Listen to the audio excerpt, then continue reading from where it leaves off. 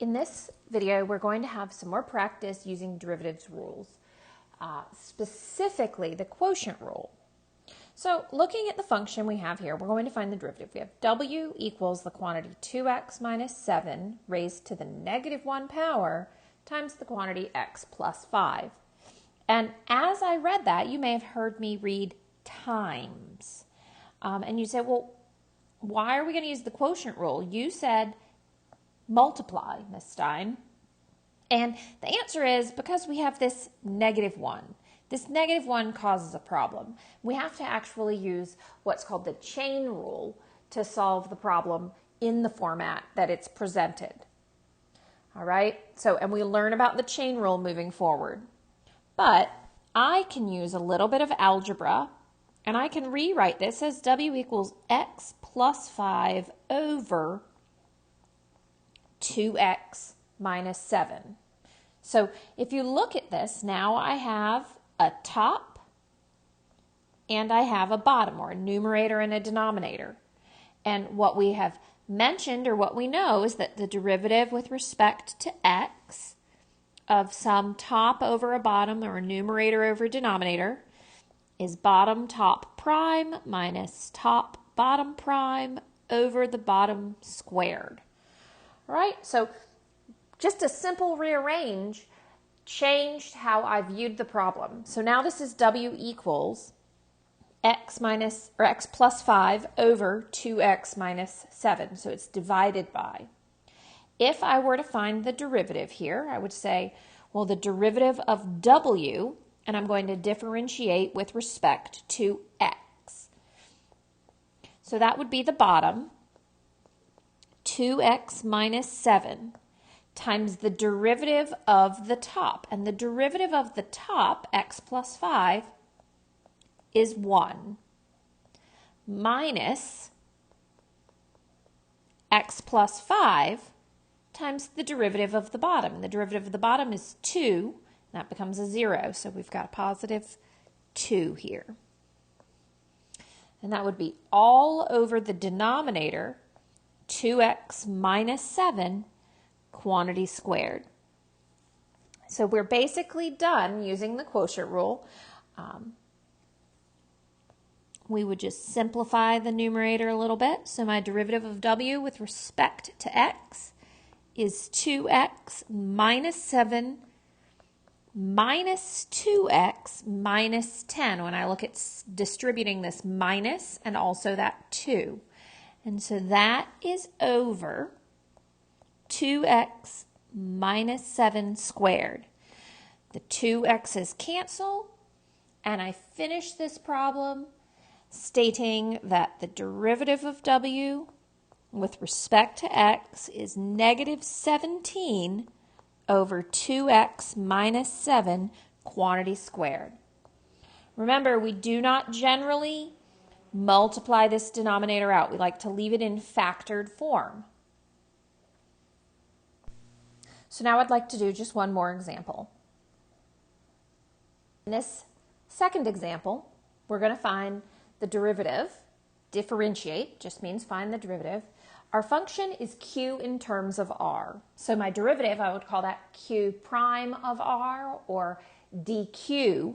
We could even state it this way, say dq dr. Those both mean the same thing, q prime of r, dq dr. All right, so our derivative is what we want to find. The function is the square root of r minus 1, all divided by the square root of r plus 1.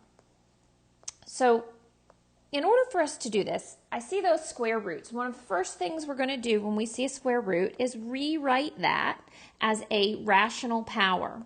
So my numerator, this is like I have r to the 1/2, positive 1/2 power minus 1, over r to the 1/2 plus 1. All right, so looking at this, again, we would use our quotient rule. So q prime of r, that will equal the denominator, r to the 1/2 plus 1, times the derivative of the numerator using the power rule, that is 1/2 r to the negative 1/2 plus 0, of course we don't need to write the 0,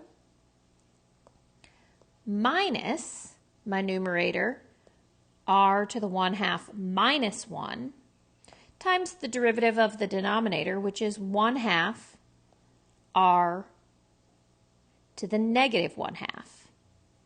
And again, all of this is going to be divided by the denominator squared, which is r to the positive 1/2 plus 1 quantity squared. All right, so do whatever works for you, whether or not it is writing out, hey, some of us might have written here dr of r to the 1/2 minus 1. So that notation is saying I'm going to take the derivative of r to the 1/2 minus 1. This is what it gives me. And then you could use similar notation there.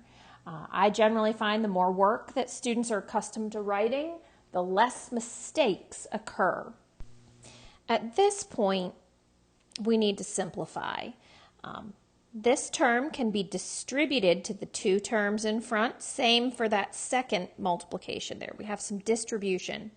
Remember, when you're multiplying two powers of the same base, I should put an n there, we're going to add those. That's going to be x to the m plus n. All right, so when I multiply these r's, when I look at this term times this, that's going to give me q prime of r is 1/2 r, and I have 1/2 plus negative 1/2. And that's going to simplify to 0 plus 1/2 r to the negative 1/2. I have minus 1/2 r to the 0 and plus 1/2 r to the negative 1/2, all of which is over r to the 1/2 plus 1 quantity squared. So you'll notice we have two terms that cancel, and when I add 1/2 of r to the negative 1/2 plus another 1/2 r to the negative 1/2, that's just going to give me one of those. Q prime of r is 1, I don't need to write the 1, r to the negative 1/2 over r to the 1/2 plus 1 quantity squared. And because we do not like to generally leave a negative exponent in the problem, I'm going to take this one step further. Q prime of r is 1 over r to the 1/2, r to the 1/2 plus 1 squared. And this is perfectly acceptable as an answer, although we can take these 1/2 and turn those 1/2 back into a square root. And again, generally if we start with a square root, we like to end with a square root, especially with the computer. One other note is that you do not want to distribute this here because this is squared. And if you remember your order of operations, please excuse my dear Aunt Sally, you have to apply any exponents before you multiply and divide. So that would be multiplying, and we can't multiply unless we FOIL that. We don't want to do that. We want to leave things in factored form. So for my final answer for my derivative, I'm just going to go one step further here and say that is the square root of r times the quantity, square root of r plus 1 squared. That is the derivative using my quotient rule.